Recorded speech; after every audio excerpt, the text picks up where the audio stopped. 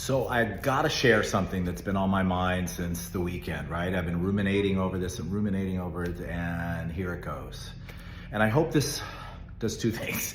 I hope it really helps somebody out there, and I hope it helps me to remember to be aware, okay? So topic, loving all living beings, without exception. So this weekend I went out to Fire Island with a very dear friend of mine. We went on the beach and we had this very deep discussion of spirituality, right? And it's a perfect day and we hear the waves crashing, and it was just a perfect time to really discuss life. So my friend leans over to me and she said, I'm studying right now. She's a practicing Buddhist.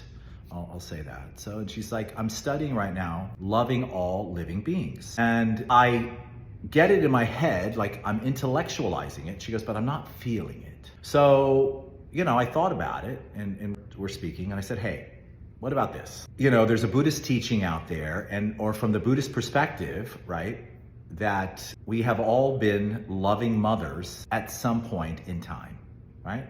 So from the Buddhist perspective, we have all lived thousands and thousands of lifetimes since beginningless time.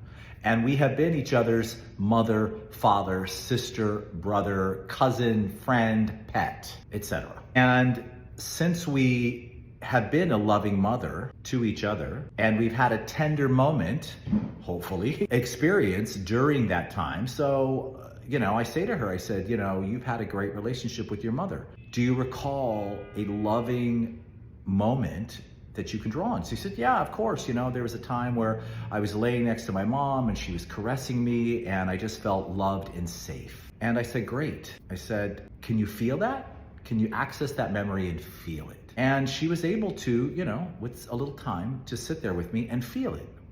I said, now that you want to file it away, and that is where you're going to go, right? When you want to feel that for another living being, someone you know, someone you don't know, someone who said something, hurtful to you or have just kind of pissed you off, because that's going to happen for sure. And you're going to access that feeling. And she's like, well, in that moment, I'm on the subway, someone pushes me, someone says something unkind, and I can't really access that love, that loving memory from my mother like that. And I said, okay, here's my couple of issues, right? And how maybe we can do this. So for me, using my mother to access loving feelings is not so easy. I have had a very interesting relationship with my mother, and unfortunately, when I first think about her, it's not loving and kindness that comes up, right? And for maybe some of it's that way, but I had some really amazing uncles that were father figures to me. I had some really amazing, or have some really amazing friends, some loving cousins, a loving partner. So I've been blessed that I have a lot of those loving memories. So I draw on one of those and I file it and keep it. The issue kind of is that we can't access it like this, right? Because we are not familiar. If we were familiar with love and kindness, we would draw on it constantly, right?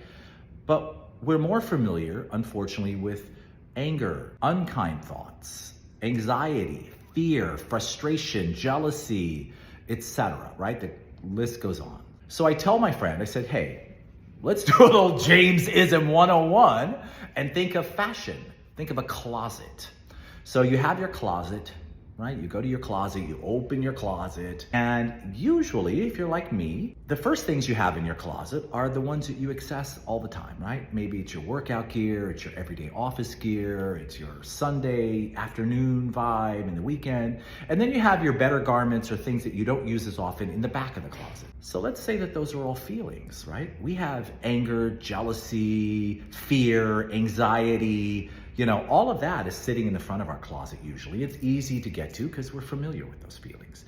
And we keep the love, kindness, compassion, unconditional love, not conditional love, but unconditional love, that's in the back. Moved everything, we put all of those feelings in front. Meaning, take that memory from that loving memory that you have, that you shared with someone, and constantly be ruminating on it.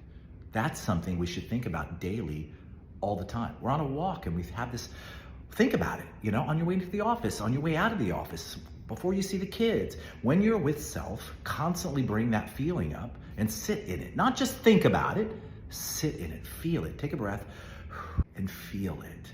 And I guarantee you that it'll change your whole perspective. And the more we feel it and the more constantly we use it, just like our closet, we're going to be able to go right there and pull it out. Instead of the anger, let's choose that love. And when we see that stranger on the street, that homeless person, somebody we've never met before, think of that loving feeling and think of that feeling and feel it while we're interacting with that person. And I guarantee we can take that universally. We need it right now, boy. Let me tell you, if we need anything in this love, it's having love and compassion for all living beings, regardless, in the world. Cultivate that. Hope it helps. Woo-hoo!